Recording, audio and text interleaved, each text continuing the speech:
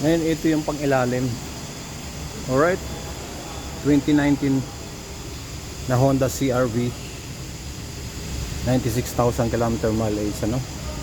Yung kanyang front stabilizer link basag na sa taas, ano, yung boot. Okay, pero hindi pa siya kalog. Boot ng tie rod buo pa. Boot ng power steering buo.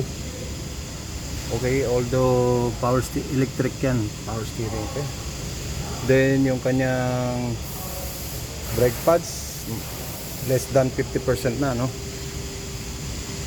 Boot sa ilalim, lower bolt joint buo pa. Boot ng shock absorber buo. Okay, mga clips buo. Meron lang doon sa gitna nawala, ano. So far yun lang dito sa kanan, sa kaliwa. Yung pang ilalim, yung sa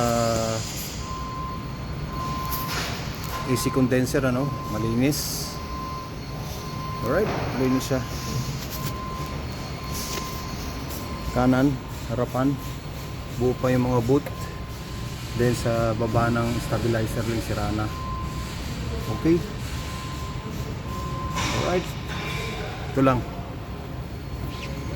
Sunod tayo sa likuran. Boot ng shock absorber buo. Stabilizer link buo. Preno, ayan, more than 50%. Okay,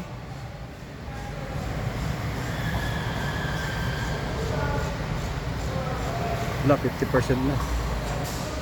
Okay, tapos magaspang na yung disc. Okay, so far yung trailing arm niya buo yung bushing. Okay, yun, o.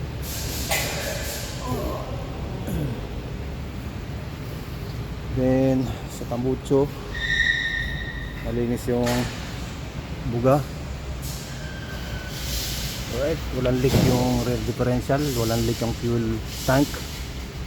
Okay, malinis, walang gas-gas sa gitna.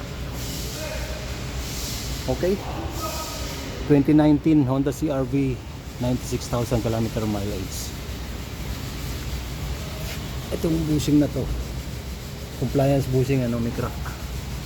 Tsaka yan. Alright.